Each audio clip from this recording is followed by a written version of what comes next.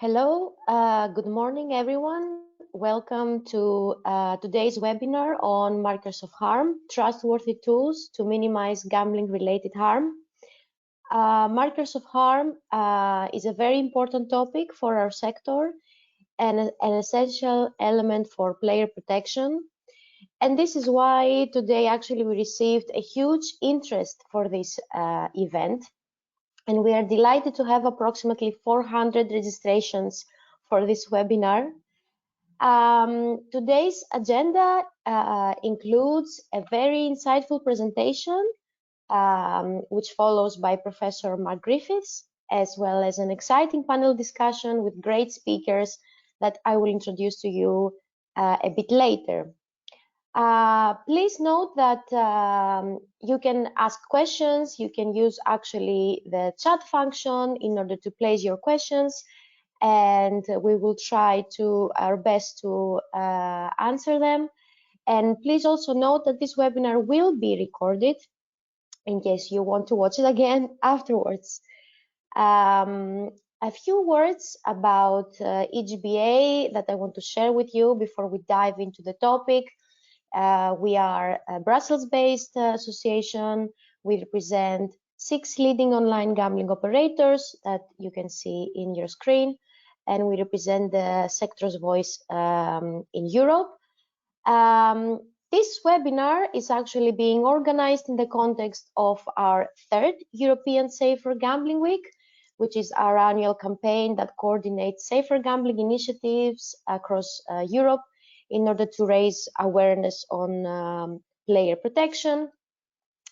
I'm not going to ramble much more. We can go straight to the presentation on markers of harm using account-based tracking data to identify gambling-related harm by Mark Griffiths, Distinguished Professor of Behavioural Addiction. And Mark, the floor is yours. Thanks a lot, Vasiliki. Okay, I've only got 10 minutes. I might go slightly over this. Anyone that knows and have seen me speak, I speak at 1 of 3 speeds, which is fast, very fast, and on amphetamines. This will be the amphetamine-fueled version. So next slide, please. So what I'm going to briefly do, today's talk is only on markers of harm. We'll be talking about tools later in the discussion, but I'm going to go briefly through the types of tracking data that can be used to profile online gamblers. I'll talk briefly looking at the DSM-5 criteria for gambling disorder and look at to what extent markers of harm actually map onto that. I'm then going to talk about a brief study that I did with Maris Catania, where we tried to actually operationalize the DSM criteria in relation to markers of harm. I'll then talk about operationalizing markers of harm, the fact that it's not always easy. And I'm going to give you an example of a study that I did with Dr. Michael Auer on chasing losses. And then I'm going to briefly introduce a new tool that actually assesses problem gambling, but only uses actual gambling behavior, actual markers of harm. Next slide, please.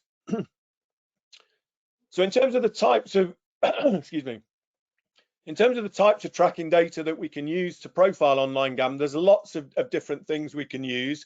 I'm not going to go into detail here, but basically in terms of the parameters that we can look at various aspects of gambling expenditure. We can look at various patterns of expenditure. We can look at time indicators. We can look at different kinds of behavioral patterns. We can also look at the use of how people use RG tools. Now, I personally don't actually like using these as markers of harm because, because for me, the use of responsible gambling tools should be about responsible gambling rather than problem gambling. But there may be some tools that are more likely to be used by problem gamblers than others, so we should certainly keep that in there. There are various types of account data that we can use. And also we can look at not necessarily actual gambling behavior, but look at interactions between customer services and other players in chat rooms. Next slide, please. Okay, so for those of you, what I've done here is I've basically collapsed down the DSM-5 criteria for gambling disorder. There are 10 criteria here, and I've tried to take each criterion and put them into, instead of reading out the whole question, what each of those criteria actually relate to.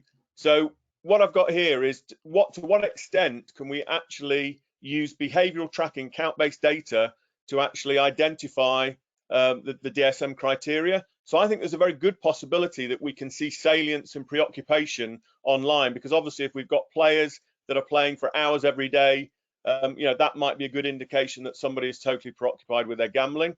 I think there's a possibility we can spot what we call tolerance, the idea that over time people spend more and more time gambling and bet with bigger and bigger bet sizes. There may be a very slight possibility we can spot relapse. So this is the idea that, if you have managed to give up for 2 days, 2 weeks, or 2 months, is that suddenly you'll come back on. So, if you've got a regular customer that's been playing every day, then suddenly they don't stop playing and then they come back 2 months later, that might be an indicator of relapse, but of course they just could have been playing with another operator. Well, I think it's very unlikely we can spot withdrawal symptoms online. I think it's very unlikely we can spot whether people are escaping from reality. I think there's a good possibility we can spot chasing losses online, but that obviously depends on how we operationalize it. I think it's very unlikely that we can see whether people are concealing their gambling behavior from other people. We can't really know if they're engaging in unsocial behavior unless there's things in the chat room that indicate that. We don't know whether their gambling is ruining a relationship or opportunity, and we don't know whether people are being bailed out at any time using account-based data. Next slide, please.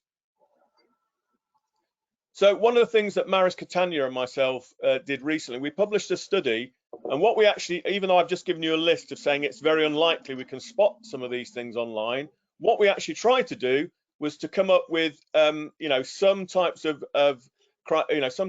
markers of harm that might actually indicate those particular criteria. So we use an anonymized sample of nearly 1,000 online gamblers, and what we did then is we looked at their first 3 months of gambling activity. Next slide, please. So we looked at a number of different indicators that might indicate, for instance, preoccupation. So here we've got 4 indicators that we might think are markers of harm to do with preoccupation. So we've got the number of hours spent gambling, the number of active days they're on the site, the deposit amounts and frequency, and the number of customer service contacts. In terms of tolerance, we looked at the increase in the number of active days over time and an increase in the number of monetary deposits over time. For withdrawal symptoms, I said it was unlikely you can spot this online, but as I say, we had to try to shoehorn some things here. And because one of the kind of consequences of withdrawal symptoms is getting very frustrated and moody, we said that abuse towards customer service staff might be an indicator of withdrawal symptoms. In terms of loss of control, we looked at the number of cancelled withdrawals and the number of times that RG tools were actually removed by the gamblers themselves. Next slide, please. And that related to loss of control. In terms of escapism, this was a bit of a cop-out. We wanted to look at the number of times that players had actually verbally told customer services that they were using gambling as a way of coping or escaping, but we actually found no instances of that whatsoever. In terms of chasing losses, we had a very simple operational definition, which was the increase in initial depositing over time. In terms of risk in relationships, we looked at the number of times that third parties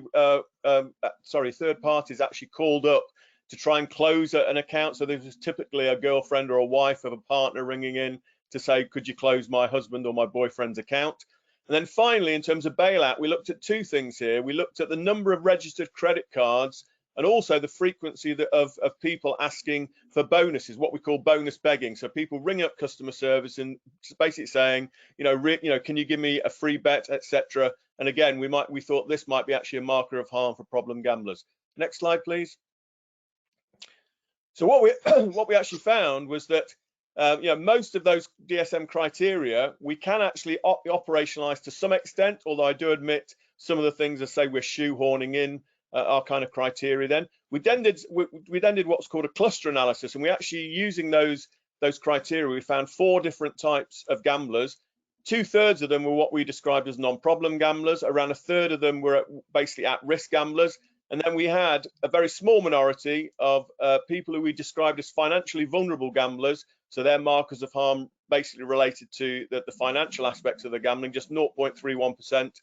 And then a slightly bigger percentage, just under 1%, of what we call emotionally vulnerable gamblers that are to do with the other indicators. So what we've suggested from our study is that there are some ways that gambling operators could use these operationalizations of DSM-5 criteria to spot markers of harm and possible potential problem gambling. Next slide, please. Okay, another thing that I'll say, it isn't always easy to actually operationalize these markers of harm. So I'll just give you an example here for a study that I published last year with Dr. Michael Auer. We looked at chasing losses, which we do believe is something that can be spotted online. However, there's many different types and ways to actually operationalize this. So we actually had 5 different operationalizations. We had what we called within session chasing, across session chasing, across days chasing, regular account depletion. So that's how many times that basically they depleted the money in their account, and frequent session depositing. This was just under 17,000 gamblers that we looked at from 3 different countries, and what we found was that actually it was frequent session depositing reflected chasing losses better than any other of the 4 metrics that we used. Next slide, please. So based on our studies, I mean, myself and Dr. Michael Auer particularly, we've now published around 35 studies that we've used tracking data. From our research, we think that the key markers of harm based on the studies that we've done are total preoccupation with gambling and frequency of gambling, the increase of gambling behavior over time, including both time and money, increased deposit frequency, chasing losses, playing a variety of stakes and playing a variety of different games, players reloading their wallet during the session, so that's just depositing again and again and again within session, constantly hitting limits, whether they're operator assessed limits or whether they're actually limits set by the player themselves, not collecting winnings and cancel withdrawals, failed deposits where their banks aren't giving them authorization to actually spend money because they've not got it in their account, using multiple payment methods, having lots and lots of, a number of different debit or credit cards, and also gambling at night. So next slide, please. And one of the things we've tried to do, and we think this is actually, a potential game changer in terms of screening for problem gambling, is that we recently developed what was called the Online Problem Gambling Behavior Index. And unlike almost every other problem gambling screen, which basically looks at the consequences of problem gambling, we've actually looked at actual behavior itself. And in fact, all of our 12 items in this are basically potential markers of harm. We carried this out with 10,000 gamblers. We administered not only our new gambling index, but we also gave them what's called the problem gambling severity index, which is probably the most used problem gambling screen in large-scale epidemiological surveys. And what we found was an incredibly high correlation between our online problem gambling behavior index and the problem gambling severity index. Next slide, please. And I'm not going to read through all of this, but basically our 12 items here, so gamblers can rate these, and for each question they rate it on a scale of never, sometimes, most of the time, or almost always. So I'll just give you a couple of example questions. So do you reload your wallet during a gambling session? Do you contact customer service to complain about your online gambling losses? So you can write to me and get a copy of this particular screening instrument. But what we're saying here is that every single item here is to do with actual gambling behavior or to do with behavior in terms of contacting customer service. Next slide, please. And this is my penultimate slide. Now, CEN have got a technical committee that have been working on markers of gambling harm to try and get harmonization right across Europe. I'm not part of this particular technical committee, but I have heard that my research and that of Michael Auer, our work has been heavily used by this committee. At the moment, the markers of gambling harm they're looking at are the volume of stakes, the speed of play, the depositing of behavior, cancel withdrawals, customer initiated contact, the time spent gambling, gambling products, and by my understanding of this is actually gamblers actually changing gambling products and seeing what happens to their behavior there rather than the actual gambling product itself, changes in the player of management tools, chasing and losses. And my final slide, please. And so my final remarks today, so I realize it's very, very quick run through here. My argument is that many gamblers and marking harm can actually be identified using account-based tracking data, and I think most gambling operators realize that they can do that. There are some gambling behaviors that might not actually be good proxies for problem gambling. So for instance, some research that we've done on things like voluntary self-exclusions, particularly long-term voluntary self-exclusions, we found in a study that I did with Maris Catania that 50% of people actually on registering with a site had actually had a voluntary self-exclusion, long-term one, within a week of actually playing. So we know that probably isn't to do with problem gambling. That's probably more unhappiness with the operator themselves. I do think that operationalizing some gamblers and marking harm is not always easy, because people have different operational definitions. And I gave you the example of chasing losses, but there are others too. And finally, problem gambling can be assessed and identified using actual gambling behavior as opposed to the consequence of it, as we find on, say, there's over 30 different problem gambling screens, nearly all of them, most of the criteria about the consequences of gambling rather than the actual gambling behavior itself. So I'll leave it there and say thank you very much. Great. Thank you very much, Mark, for this very interesting presentation. I'm actually very glad you mentioned SEN, which is the European body responsible for standardization. Indeed, EGBA has initiated a proposal in order to standardize those 10 markers of harm that you mentioned. I am part of this process, and most of our speakers are also part of this process actually.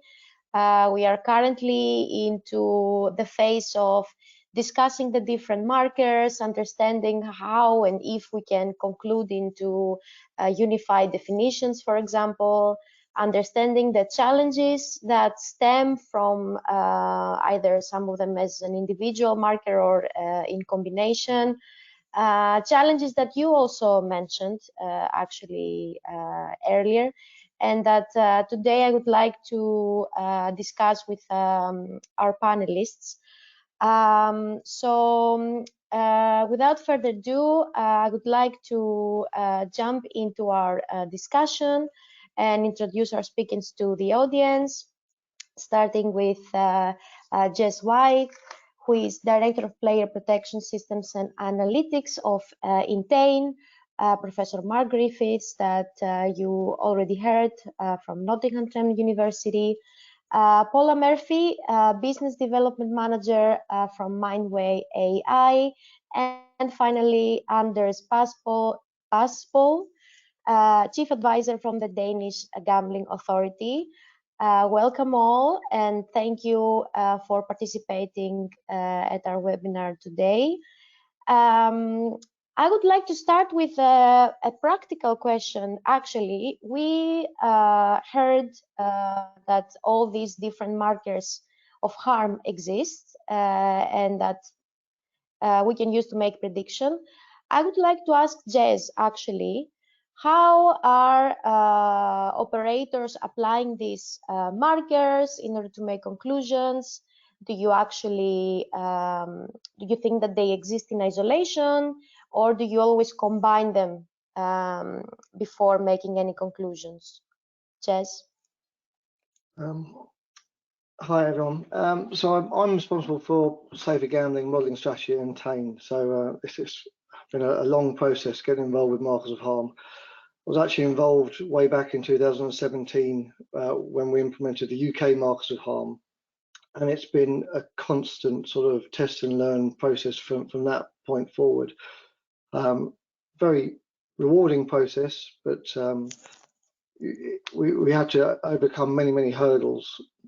We thought it was just going to be an easy implement those 10 markers that you're talking about, Mark. In UK it was 9, and then we would just measure against those 9 markers. But in essence, we haven't actually done that because we've literally learnt every year, improved our processes, improved our modelling. So we're at a place now where I fully believe in the markers of harm, and Entain believes in the markers of harm. We've come a long way, and we've now got to a position where markers of harm are central to our strategy, and we've got the backing of our board, our CEO.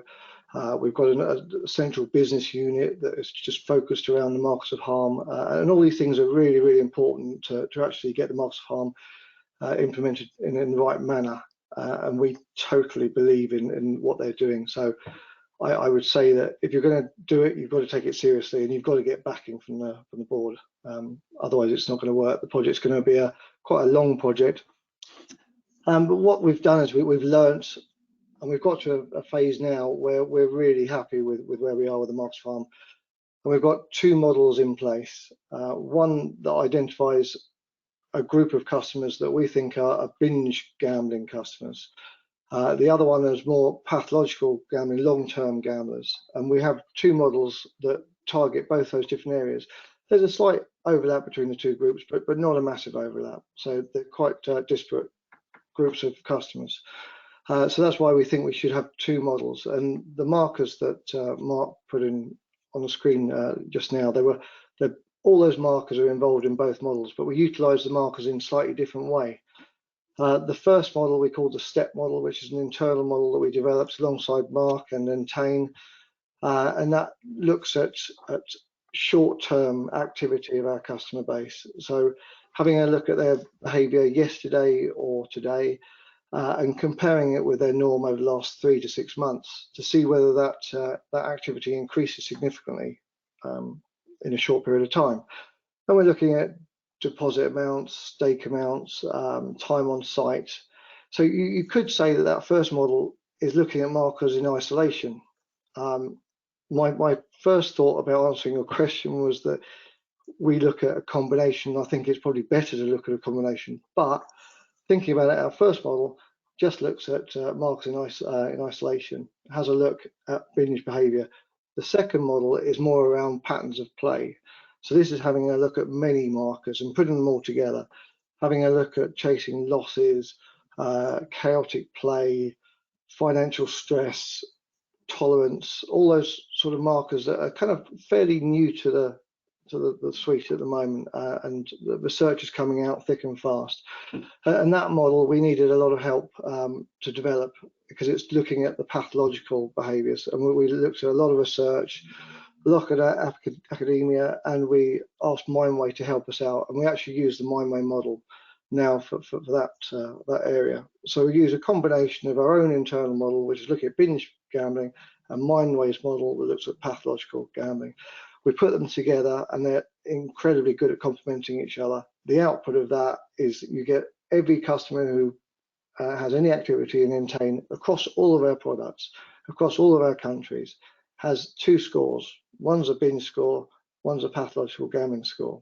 We put them together and we align an interaction accordingly.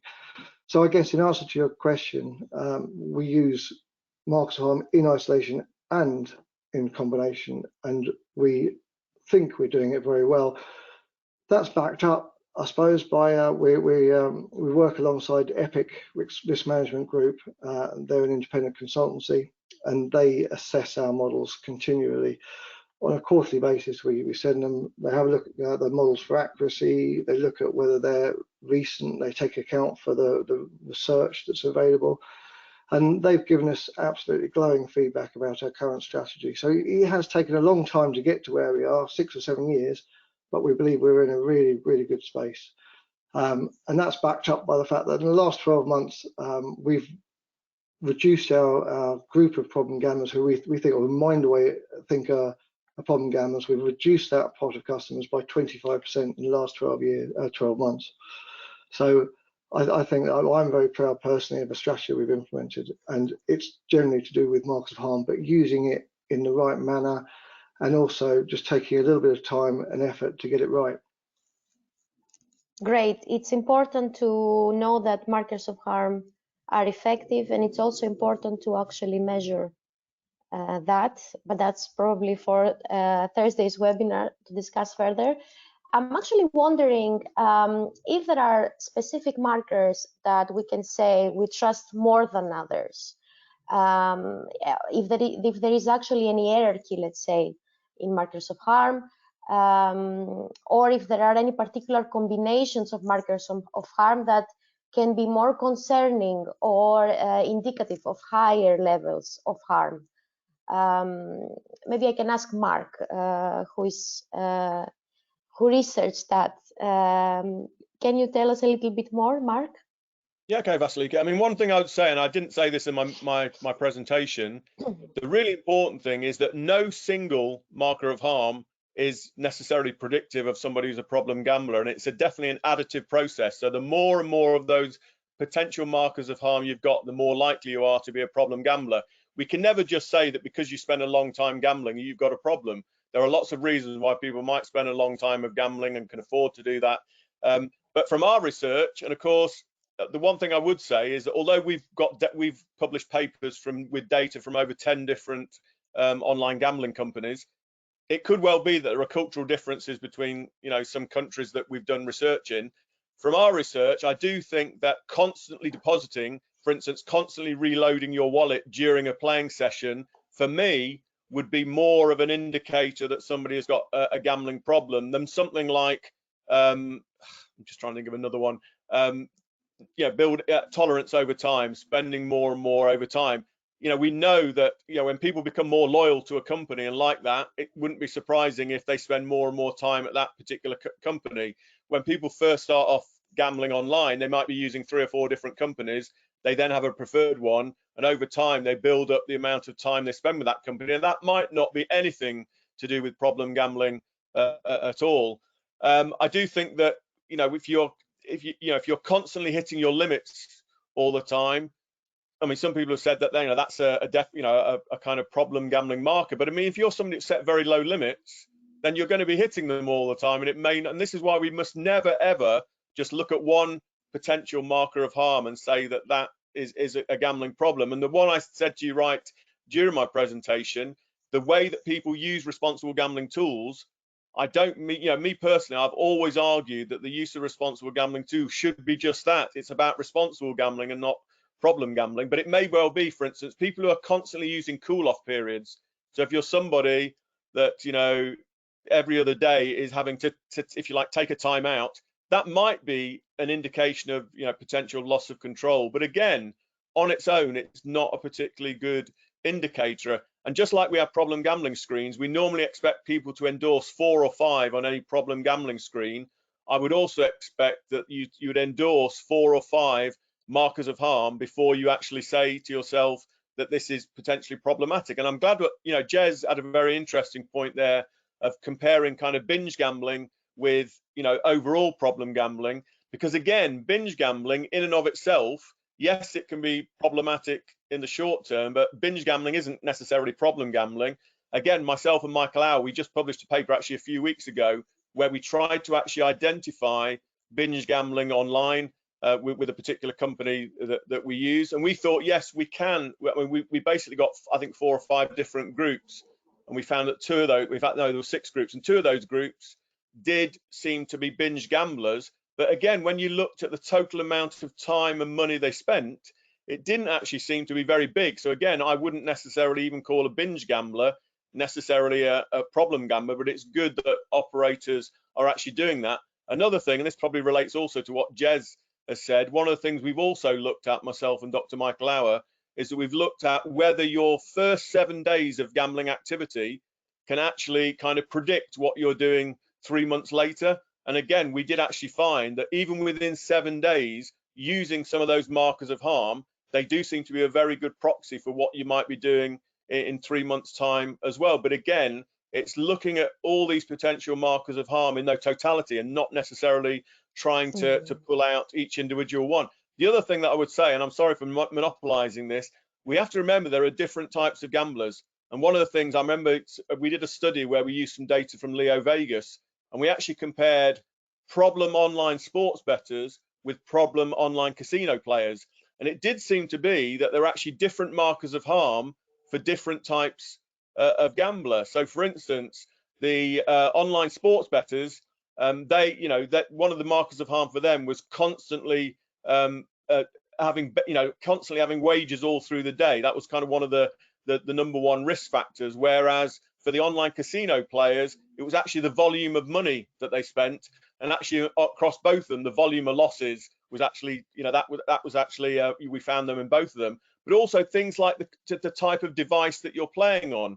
So we found that online sports bettors using their smartphones were, you know, they were, you know, that was more of a risk marker of harm than betting on your computer, where it was actually the other way around for online casino gamblers. Those that were gambling on casino games through their computer was more of a risk factor than if they did it through their smartphones. And again, that's the great thing with, I mean, it was actually buried within my presentation, but I didn't actually outline this. I mean, now with things like player cards, we can actually see, like Norway and Sweden, for instance, the kind of tracking data we've got there. We can see what venue you're in, whether that venue you're in is selling alcohol or not, where you're, you know, the fact we've actually got some geographical information as well can actually lead us to make so, you know, to actually profile these people in different way and actually look at other markers of harm as well. I mean, this is just, you know, we're in our infancy at the moment, and I do have to say, you know, as I say, I think as of this morning, I think myself and Michael Howe, we'd published 41 studies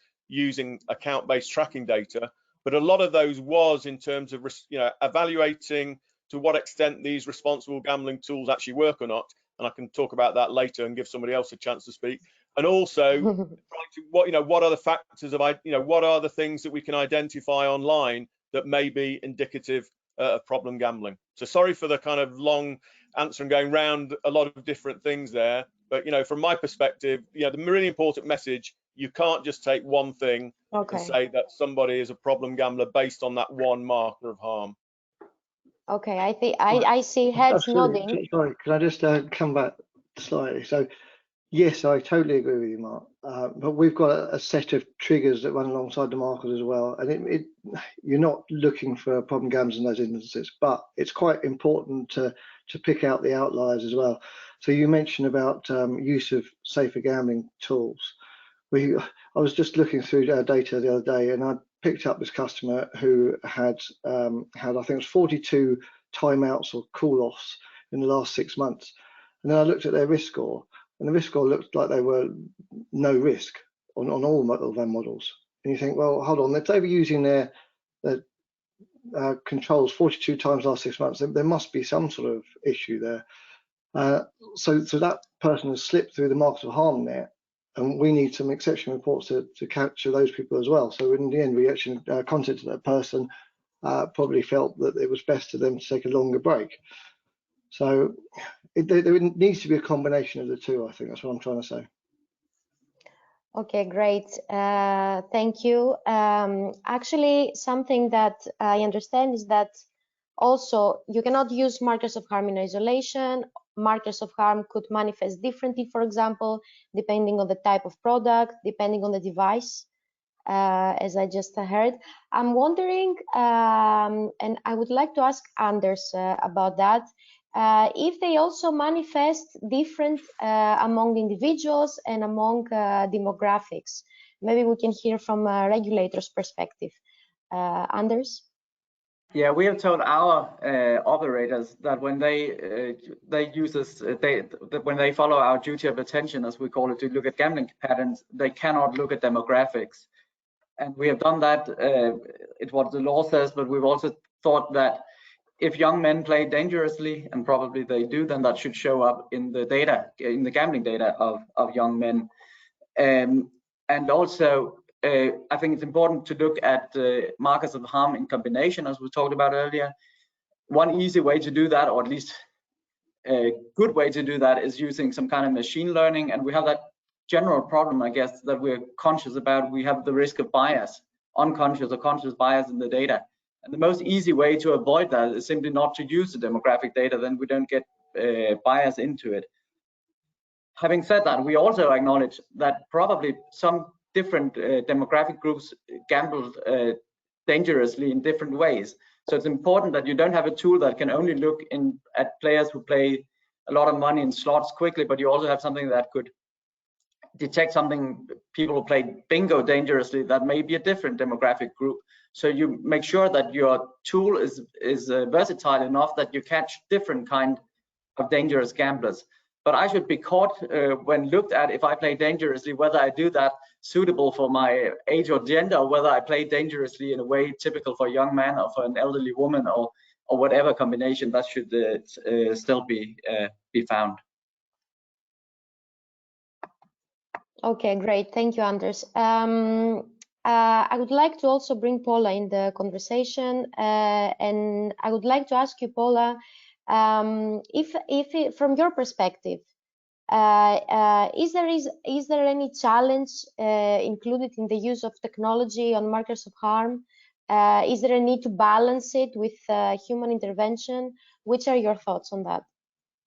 Thank you, Vasiliki, and also thank you, Mark, for the presentation. I would say I absolutely agree with what has been discussed so far, and the thoughts that have been running through my head as we've been speaking here is that this is all about context. Like it is not straightforward. We can sit here and we can go, right, these are the 10 markers, and we've all put a lot of work into the project to make sure that we sort of identify the right markers. There's a huge amount of research in this space, but actually it goes way beyond that, and it is about context and looking at player behavior and understanding that behavior and how it relates and how the markers relate to one another. So one of the areas that Mark talked about earlier in terms of chasing losses, it is tricky to operationalize, because you're looking at lots and lots of different things. So you're looking, is there increased losses? Are we looking at deposit volumes? Are we seeing a difference in deposit volumes? Are we seeing increasing deposits during sessions of play? Are we seeing product change? Are we seeing somebody who maybe has lost on sports betting and then moved over and then tried to chase those losses on roulette? There's a lot of different things happening at any one time, and because of this, context is key, right? And for me, that is why human intelligence is so important in this. So anybody who's ever heard me talk on any panel or given any speaks in the past, I often talk about how at Mindway we bring together HI, human intelligence, and AI, artificial intelligence. And for me, that's the really important thing, because just because somebody's playing late at night, that doesn't mean that they've necessarily got a problem. We need to look at those patterns of play. We need to understand, is this a evening session that turns into a late night session? And are we looking at this thinking, actually, when is this person actually sleeping? Or are we just looking at somebody who's on a shifted sleep schedule? Are we looking at somebody who has an interest in a particular sport that is outside of their time zone? Or are we seeing somebody whose sessions actually go across all hours? And it is really about sort of understanding that context, and this is the bit that's tricky, and this is the bit that you need to build in. So going back to your question about technology and how technology can help with that, well, I believe that you know, anybody with a modicum of understanding of data science can build an algorithm, but that does not mean that algorithm is going to work. You need to look at the research, you need to have the science and the understanding and everything Mark was talking about before of actually what is problem gambling all about. You need to know that. You need to then contextualize that, and you also need to understand the regulatory picture. Like, there's a reason that you've got an academic, a regulator, an operator, and a service provider on this call. It's because all of those things need to be brought together to actually make this work. You need to understand the sort of day-to-day running of the business and the requirements of the business. You need to understand the regulatory picture. You need to understand the science, and that all needs to be built in. So what we're doing with the AI and the machine learning, we're not necessarily saying these people are a problem. What we're doing is we are making Jez's life easier and sort of rooting out the needles in the haystack of the people that actually need some attention from the operator, so that they can then go in and communicate to them in a relevant way that hopefully the player will that correspondence, because you've got this contextual understanding of their behavior. Thank you, Paula. We heard Mark talking about how markers of harm manifest different in gambling products. In your view, does the effectiveness, does the use of markers of harm vary among different online gambling products? Yes, I would say an infinitive yes. I mean, I would say problem gambling is problem gambling, and there's certain behaviors that you can pick up that are universal. But the reason that we use the expert approach that we use at Mindway, and the reason that we expert tune the model for different operators, is because you do see different behaviors. You see different behaviors across verticals, you see different behaviors across different cultures. You would get very different behavior in Denmark, for example, than you would in South America.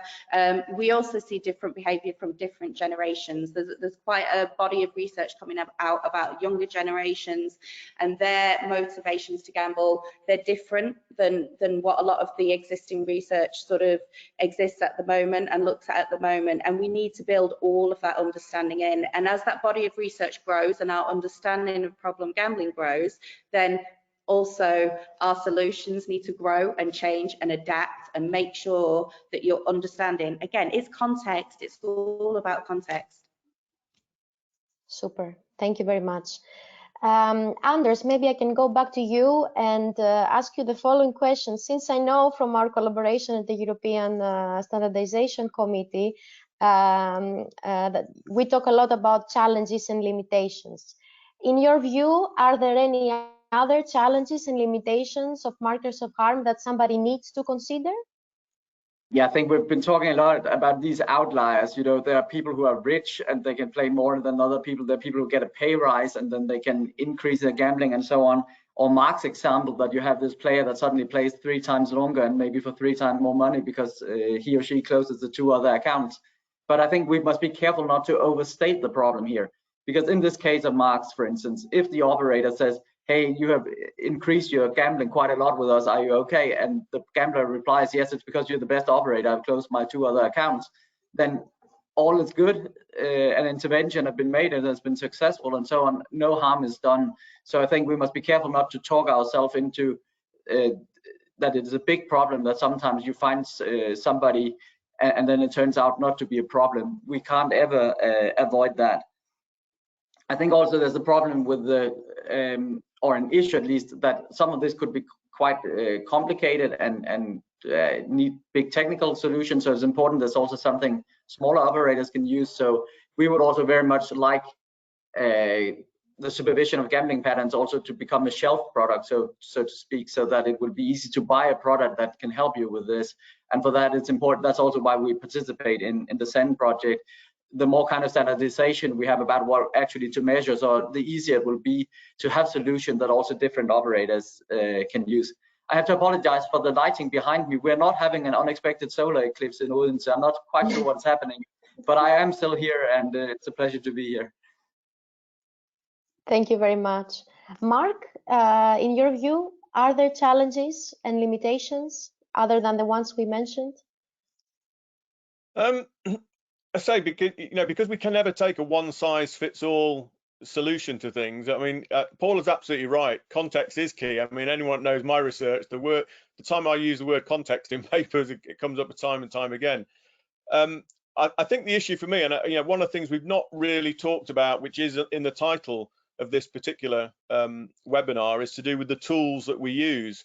And one of the questions for me is, is it which of these tools work, and do these tools work better for different types of gamblers? So if I take something like limit setting, now I do believe that if everybody set their limits for every site that they played on, then there would be almost no problem gambling, because as soon as you've hit your limits, then you can't gamble anymore.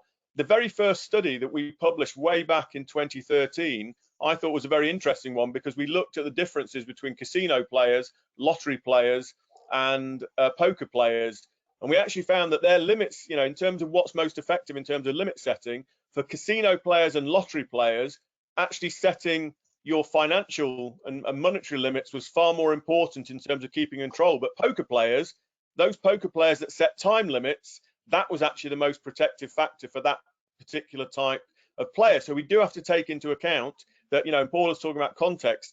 Context does include the type of gambling that you're doing. And then, of course, we've got many different types of responsible gambling tool. So, the research that we've done over the last 10 years, we've done 6 or 7 studies on limit setting. I think we've done 4 studies on mandatory breaks. We've done, I think, 4 studies on personalized messaging, a couple of studies on 3 studies on pop-up messaging. There are lots of different things there that, operators are now doing. The problem that we've got is that, if I do, and a lot of my studies, for instance, have been done with Norsk Tipping in Norway. For 5 years, we were asked to evaluate a lot of the tools that Norsk Tipping were using, but that's in Norway. As Paula just said, what happens in Denmark and Norway may be very different from what happens in South America. And what we've got is a problem, is that these studies need to be replicated. But of course, if I did a replication study of the stuff I've done with Norsk Tipping, and I did it for gamblers in Peru, my paper would probably be turned down, saying this has been done before, there's nothing novel here. Just because you do it in a different country, it isn't, academically, it is not seen as a novel study. And that's the problem, is that we have to replicate these with different people across different types of, different operators, different types of game. So that is the real challenge. Jez talking about him, obviously I've been working with Entain for a number of years now to try and help them in terms of player protection and harm minimization.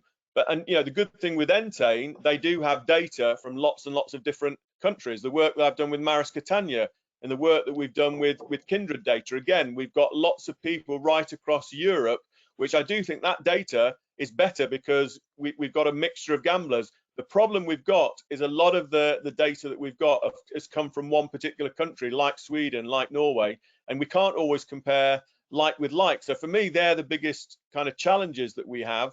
And you know, we say that there is lots of research coming out, but if you actually look at how many studies have actually evaluated what tools work in relation to reducing those markers of harm, I think we'd find it hard. I mean, to my knowledge, there's probably not more than 35 studies. I mean, maybe there's maybe a couple more, a couple less. We're talking actually about still a very low base, but also the companies themselves are doing their own internal research. And one of those things is, particularly in terms of sharing best practice, we need those companies to be talking about what they're doing, what they're finding, so that it can help everybody. You know, the problem we've got in academia, the academic process is very slow. You know, it can take, you know, months and months, if not years sometimes, to get a particular paper published, and then by the time you got it published, it's out of date. So yeah, I'm not sure if I've even answered your question, Vasiliki, but you know what I'm saying, there are many challenges here, and in fact I think the empirical base that we've got at the moment is still very small, but it is good that more and more teams now do have access to gambling account-based data, which can only improve the situation. And it's actually great that we are all here today to discuss those challenges and understand them a little bit better. Maybe I go now to translating actually markers of harm into action and to what happens at the second stage. And for that, I want to ask Jez, how do operators interact with players that are identified as being at risk in order to support them? Well, firstly, I'd like to say that I just totally agree with what Mark just said about sharing between operators and this area as well. So it's taken us, say, 6 years to get to where we are in terms of identifying problem gamblers. And then you've then got to interact with the customers in the right way. And what we're doing is we're trying to align our interactions and interventions with the markers that they're showing, to try and personalize our communications, to personalize when people pick up the phone and talk to the customers, so they've got understanding information of when they actually speak to these customers, so that they can actually make a difference. And what we don't want is someone to pick up the phone or say, right, you're barred straight away. We want to try and change the customer's behavior. If we're identifying them as potentially at risk, we want to say, oh, this is why we've identified you as potentially at risk, and can we work on changing that behavior? Should you set a deposit limit or take a break, etc.? Use the SG controls in an appropriate manner. So what we've got 5 risk levels, including no risk. So it goes low risk or level 1, 2, 3, and 4, but low risk, medium risk, high risk, and very high risk essentially. And we've got all the marker information as well. So what we try and do is align the severity of the problem and the markers with our communication. So for risk level, which is low, which is level 2, we send them an educatory email. If their play doesn't change, then we send them another email and try to be a little bit sterner and try and advise which tools they maybe should use according to the markers that they've been hitting. For medium risk, we go a little bit further. We send them a communication that is around a questionnaire. So we send them a questionnaire with, I think it's 5 or 6 questions, and they're taken from the Canadian study, so it understands whether they have got an issue or not. Most of the customers say that they're happy and they pass through the questionnaire. But if you keep repeating that questionnaire, then we escalate that customer. If you're looking at a high-risk customer, we will be a little bit sterner and we will send a pop-up to that customer, and that comes up on the screen, and you can't continue gambling unless you actually communicate with us or interact with us. So the pop-up is saying, right, we recommend, because you've escalated your depositing or staking behavior over the last day or so, then we recommend you set a deposit limit or set a maximum stake limit, etc. So we'll say, go to our site, set a limit, And unless you do that, then we're not letting you play. Going back to Mark's point, that the more people that we've got that are willingly utilising our tools, the better, and the more controlled they'll be playing. If we get to a case where you're level 5 and you're very high risk, then we'll manually review you, and we will do what we should do, which is call that customer or speak to them via some sort of medium. In an ideal world, we'll do that with everyone, but a company like Entain, we've got so many customers, we need to automate the process. The next thing I wanted to say is that we've got this in place. Going back to what Mark was saying, it'd be great to share experiences from other operators to see where we can improve, what's working, what's not working. So we've got a massive evaluation department as well that's looking at each of those interactions to see whether customers are changing their behaviour, to see what's working, what's not. And that is essential to that constant sort of loop, that feedback loop. Does that answer the question? Yes, thank you very much. We have an audience question that I'm going to add in a few minutes. But before I do that, I want to ask Anders if in your opinion, there is sufficient understanding and collaboration on the use of markers of harm across different stakeholders, and what is the role that regulators should play? Yeah, I can say what we do. We have this duty of attention for the operators that they should look at the patterns. But also what we do as regulators is that we try to follow the research. For instance, Mark's paper here on the PGSI combining with the gambling data, but also all kind of other research. Now I'm here alone in this room, but in the next room, some of my great colleagues are watching too. So we're not just talking; we also try to listen. And we participate in the SEN works. And I think it's one point that we bring to the table in SEN is that we cannot get stuck in 2023. So the answer to the question about do we understand enough is we never understand enough, but we try to understand more and more, and we want to cooperate on that.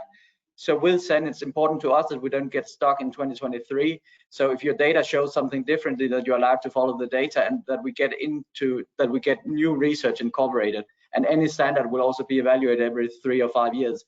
And I think Jess had a great example here that you said you had kind of a blind spot to some kind of behavior you thought might be dangerous, and then you tweak the model accordingly. And I think that's absolutely a great approach. So I think we should learn from the data and see what the data shows. And also great with Mark's research that they also published this thing with the increase in spending during the session. It didn't give a result. It's also important to share the results where we couldn't see an effect.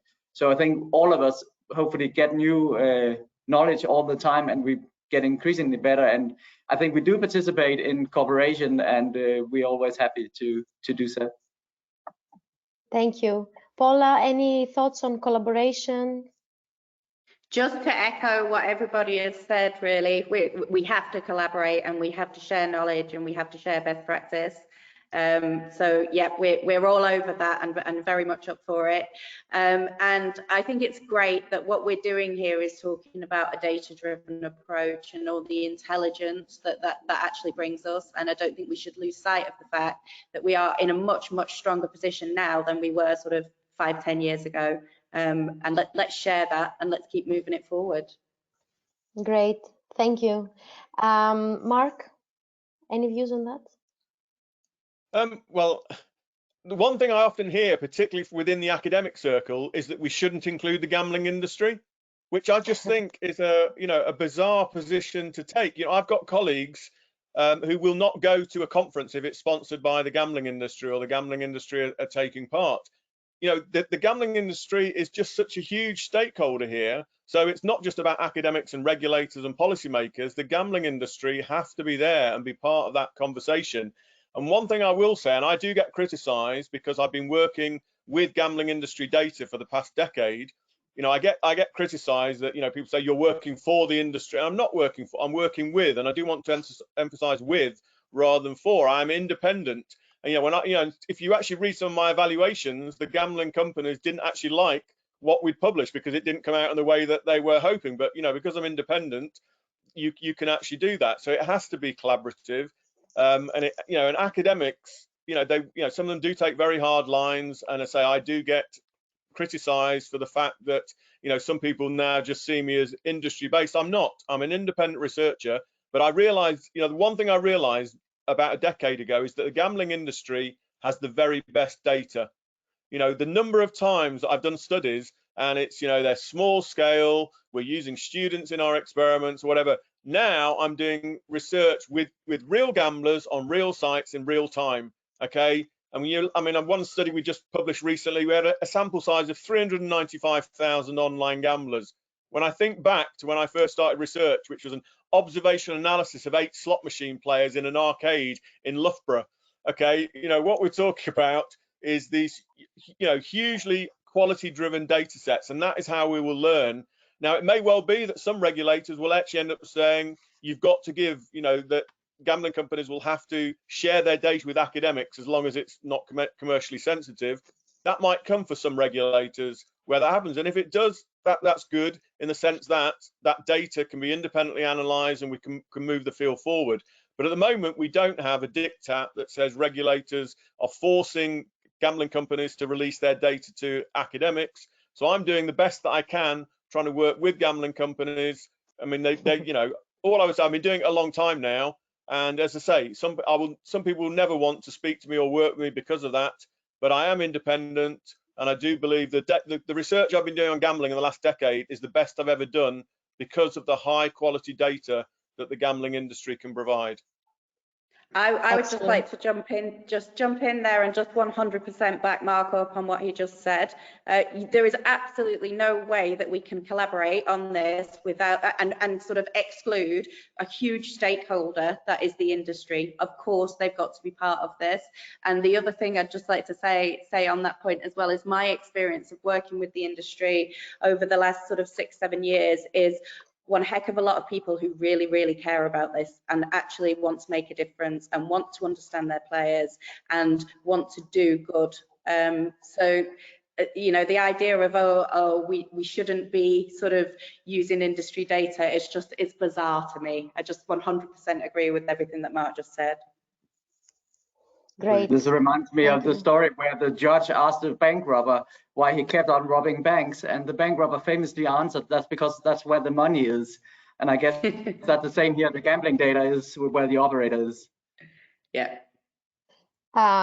Let's give the audience a chance to ask questions, and I would like to encourage more questions to get in. We have one on, are there any markers of harm that are currently missing a responsible gambling tool or process to mitigate that harm?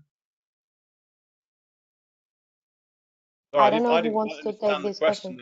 Yeah, sorry. Me neither. To be honest, it's not very clear. So maybe we can ask for some clarifications.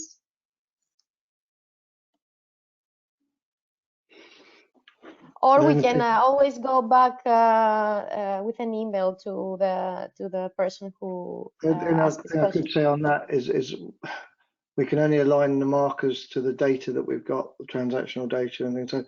So we do miss things like customer interactions. So that the data is there. When a customer speaks to our operators, then there's quite a good rich seam of information there, but it's quite hard to get that information back into the database to then get it translated into markers, and that's a data challenge that I'm sure we'll sort out eventually. Yeah, and I think I understand the question. Sorry, go on, Anders, you go. Right, I think I understand the question, but I'm not sure I have an answer. But I would say that if the person asking this has an idea about what we might be missing, then please share with us. Yeah, agree. And I think the other thing I would say there on that question is that it's like a circle, right? So we understand the markers, we develop the safer gambling tools off the back of the markers to try and help the people that then we need to keep to a sustainable level. So hopefully, if we're all doing our job right, all those guys on this call, then we should see that feeding into itself, and hopefully not have that situation. Okay, great. Thank you, everyone. We are running out of time, so we will follow up with those who are asking questions. Actually, I would like to thank our speakers for this great panel discussion, and Mark for your great presentation. Thank you to the audience who tuned in for this very interesting webinar. don't miss our second webinar of the European Safer Gambling Week, which is on Thursday, and that is on safer gambling interactions and how to measure success, which flows greatly actually after this webinar. You can find more info on our website, egba.eu. And yes, have a great day. Thank you very much. Thank you. Thank you. Bye. Bye.